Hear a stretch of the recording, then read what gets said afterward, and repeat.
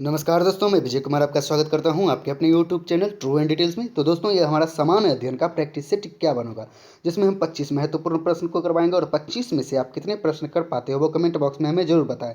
और अंत में हमने आपसे एक सवाल भी पूछा है जिसका जवाब आपको कमेंट बॉक्स में देना है दोस्तों। और उससे पहले प्रैक्टिस सेट 50 में जो हमने आपसे प्रश्न पूछा था उसका भी जवाब हम आपको बताएंगे। तो चलिए दोस्तों, शुरुआत करते हैं आज का हमारा सामान्य अध्ययन का प्रैक्टिस सेट 51, जो कि आपके रेलवे एनटीपीसी और रेलवे ग्रुप डी के लिए काफ़ी महत्वपूर्ण है, क्योंकि ये सारे प्रश्न घटना चक्र से लिए गए हैं दोस्तों। और ये प्रैक्टिस सेट 51 है दोस्तों। चलिए शुरुआत करते हैं। हमारा आज का पहला प्रश्न देख लेते हैं। हमारा पहला प्रश्न है, मनुष्य में कितने जोड़ी कपाल तंत्रिकाएं और मेरुरज्जित तंत्रिकाएं पाई जाती है?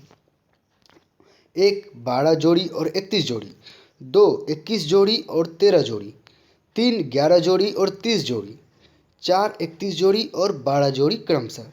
तो इसका सही आंसर होगा दोस्तों ऑप्शन 1 12 जोड़ी और 31 जोड़ी क्रमशः होती है, जो दोस्तों याद रखिएगा। तो चलिए अगले प्रश्न की ओर बढ़ते हैं।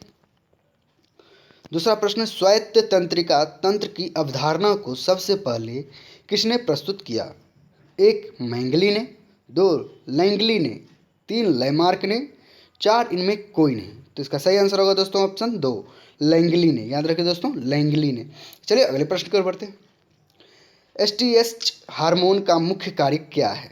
1 मांसपेशियों की वृद्धि का नियंत्रण, 2 शरीर को रोगों से रक्षा करना, 3 हड्डियों की वृद्धि का नियंत्रण, 4 इनमें कोई नहीं। तो इसका सही आंसर होगा दोस्तों ऑप्शन 3 हड्डियों की वृद्धि का नियंत्रण। एसटीएच हार्मोन का मुख्य कार्य है दोस्तों, याद रखिएगा, हड्डियों की वृद्धि का नियंत्रण। चलिए अगले प्रश्न की ओर बढ़ते हैं। यदि 0 डिग्री सेल्सियस ताप पर वाली 1 ग्राम बर्फ को 80 डिग्री सेल्सियस वाले 1 ग्राम पानी में डाला जाए तो मिश्रण का अंतिम ताप कितना होगा? Option 1 80 degree Celsius, 2 -80 degree Celsius, 3 90 degree Celsius, 4 0 degree Celsius. तो इसका सही आंसर होगा दोस्तों ऑप्शन 4 0 डिग्री सेल्सियस। चलिए अगले प्रश्न की ओर बढ़ते हैं। डीजल इंजन में ज्वलन किससे उत्पन्न किया जाता है? 1 ईंधन क्षय से, 2 ईंधन के संपीड़न से, 3 ईंधन के संचय से, 4 इनमें कोई नहीं। तो इसका सही आंसर होगा दोस्तों ऑप्शन 3 सॉरी दोस्तों ऑप्शन 2 ईंधन के संपीड़न से। ईंधन के संपीड़न से। चलिए अगले प्रश्न की ओर बढ़ते हैं। निम्न में से अदिश राशि कौन सी है? 1 वेग, 2 आवेग, 3 त्वरण, 4 विद्युत। तो इसका सही आंसर होगा दोस्तों ऑप्शन 4 विद्युत। चलिए अगले प्रश्न की ओर बढ़ते हैं। यदि बैरोमीटर का पाठ्यांक धीरे धीरे ऊपर चढ़ता है तो क्या संभावना होगी?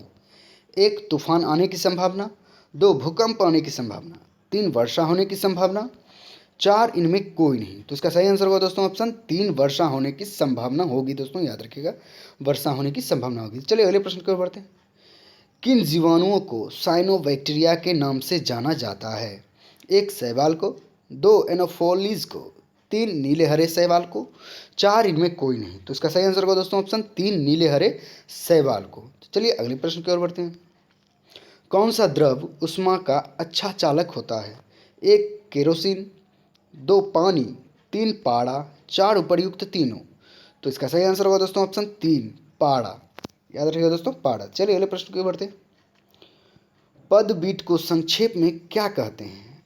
1 binary, 2 digit, 3 column, 4 binary digit. तो इसका सही आंसर होगा दोस्तों ऑप्शन 4 बाइनरी डिजिट। चलिए अगले प्रश्न की ओर बढ़ते हैं। बौद्ध धर्म ग्रहण करने वाली प्रथम महिला कौन थी? 1 गौतमी, 2 सप्तकर्णी, 3 मिताक्षरा, 4 मायावती। तो इसका सही आंसर होगा दोस्तों ऑप्शन 1 गौतमी। बौद्ध धर्म ग्रहण करने वाली प्रथम महिला थी गौतमी। चलिए अगले प्रश्न की ओर बढ़ते हैं। जैन धर्म में पूर्ण ज्ञान के लिए क्या शब्द है? 1 महात्मा, 2 कैवल्य, 3 पैगंबर, 4 पंडित। तो इसका सही आंसर होगा दोस्तों ऑप्शन 2 कैवल्य। चलिए अगले प्रश्न की ओर बढ़ते हैं। All India trade union Congress की स्थापना किस वर्ष हुई? 1 1920 में, 2 1921 में, 3 1922 में, 4 1923 में। तो इसका सही आंसर होगा दोस्तों ऑप्शन 1 1920 में। चलिए अगले प्रश्न की ओर बढ़ते हैं। 1912 में गवर्नर जनरल लॉर्ड हार्डिंग की गाड़ी पर बम किसने फेंका था? 1 भगत सिंह ने, 2 राजगुरु ने, 3 सुखदेव ने, 4 रासबिहारी बोस ने। तो इसका सही आंसर होगा दोस्तों ऑप्शन 4 रासबिहारी बोस ने। चलिए अगले प्रश्न की ओर बढ़ते हैं। शिक्षा को किस सूची में रखा गया है? 1 संघ सूची में, 2 राज्य सूची में, 3 समवर्ती सूची में, 4 इनमें कोई नहीं। तो इसका सही आंसर होगा दोस्तों ऑप्शन 3, समवर्ती सूची में रखा गया है दोस्तों, याद रखिएगा शिक्षा को। चलिए अगले प्रश्न की ओर बढ़ते हैं। भारतीय संसद की सबसे पुरानी समिति कौन सी है? 1 स्वर्ण सिंह समिति, 2 लोक लेखा समिति, 3 संघ शक्ति समिति, 4 संचालन समिति। तो इसका सही आंसर होगा दोस्तों ऑप्शन 2, लोक लेखा समिति। याद रखिए दोस्तों, भारतीय संसद की सबसे पुरानी समिति लोक लेखा समिति है। चलिए अगले प्रश्न की ओर बढ़ते हैं। तवा नदी किसकी सहायक नदी है? 1 गंगा की, 2 कावेरी की, 3 नर्मदा की, 4 गोदावरी की। तो इसका सही आंसर होगा दोस्तों ऑप्शन 3, नर्मदा की। याद रखिएगा दोस्तों, तवा नदी नर्मदा नदी की सहायक नदी है। चलिए अगले प्रश्न की ओर बढ़ते हैं। क्यूराइल द्वीप किन 2 देशों के बीच विवाद का विषय है? 1 रूस तथा जापान, 2 रूस तथा अमेरिका, 3 अमेरिका तथा चीन, 4 अमेरिका तथा ऑस्ट्रेलिया। तो इसका सही आंसर होगा दोस्तों ऑप्शन 1, रूस तथा जापान के बीच का विवाद है दोस्तों क्यूराइल द्वीप। चलिए अगले प्रश्न की ओर बढ़ते हैं।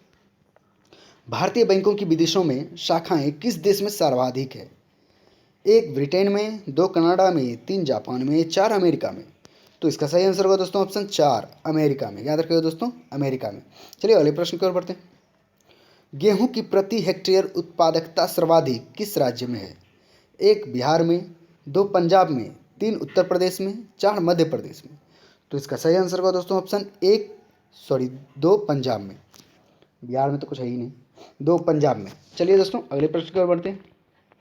गोपी कृष्ण किस नृत्य से संबंधित है? 1 कुचिपुड़ी, 2 भरतनाट्यम, 3 जटजटी, 4 कथक। तो इसका सही आंसर होगा दोस्तों ऑप्शन 4, कथक। याद रखिए दोस्तों, गोपी कृष्ण कथक से संबंधित है, याद रखिएगा। चलिए अगले प्रश्न की ओर बढ़ते हैं। The Fortune at the bottom of the pyramid का लेखक कौन है? 1 पीके सिंह, 2 सीके प्रहलाद, 3 केसी सिवान, 4 एम एन रॉय। तो इसका सही आंसर होगा दोस्तों ऑप्शन 2, सीके प्रहलाद। याद रखिएगा दोस्तों, सीके प्रहलाद। चलिए अगले प्रश्न की ओर बढ़ते हैं। यंत्र बंगाल आंदोलन अकादमिक के संस्थापक थे? 1 Chittaranjan Das, 2 Gopal Krishna Gokhale, 3 James William, 4 Henry Vivian Derozio. तो इसका सही आंसर होगा दोस्तों ऑप्शन 4, डेनरी विवियन डिरोजिला। चलिए दोस्तों अगले प्रश्न की ओर बढ़ते हैं। सबसे अधिक उम्र में एवरेस्ट पर चढ़ने वाला व्यक्ति है? 1 संतोष यादव, 2 मीन बहादुर सिंह, 3 मीन बहादुर शेरपा, 4 इनमें कोई नहीं। इसका सही आंसर होगा दोस्तों ऑप्शन 3, मीन बहादुर शेरपा। हम आप आखिरी प्रश्न देख लेते हैं। आखिरी प्रश्न क्या है? हॉकी की प्रथम विश्व कप कहाँ आयोजित हुआ था? हॉकी का प्रथम विश्व कप कहाँ आयोजित हुआ था? 1 बार्सिलोना में, 2 इंडोनेशिया में, 3 काठमांडू में, 4 इनमें कोई नहीं। तो इसका सही आंसर होगा दोस्तों ऑप्शन 1, बार्सिलोना में। चलिए जो प्रश्न हमें आपसे पूछे थे प्रैक्टिस सेट 50 में, उसका देख लेते हैं प्रश्न और उत्तर बता देते हैं आपको। प्रश्न है, पुरुष के लिए युद्ध वही है जो स्त्री के लिए मातृत्व, यह कथन किसका है?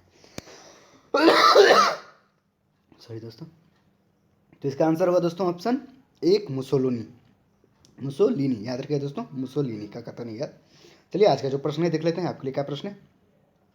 प्रश्न है दोस्तों आपके लिए, अंगुली नुमा झीलों के लिए कौन सा देश प्रसिद्ध है? दोस्तों सिंपल सा सवाल है, आप जवाब दे देंगे कमेंट बॉक्स में। फिर भी ऑप्शन आपके सामने है। 1 ब्रिटेन, 2 जापान, 3 रसिया, 4 अमेरिका। अगर इसका जवाब आपको कमेंट पता है दोस्तों तो कमेंट बॉक्स में हमें जरूर बताएं, और 25 में से आप कितने प्रश्न कर पाए हो वो कमेंट बॉक्स में हमें जरूर बताएं। दोस्तों उम्मीद है ये वीडियो आपको पसंद आएगा, और वीडियो पसंद आया तो कृपया लाइक करें, शेयर करें और मेरे चैनल को सब्सक्राइब करके बेल आइकन को दबा दीजिए, ताकि जितने भी प्रैक्टिस सेट डालूंगा उसका नोटिफिकेशन सबसे पहले आपको पहुंचेगा दोस्तों। तो चलिए दोस्तों आज तक के लिए इतना ही। बहुत बहुत धन्यवाद। जय हिंद, जय भारत।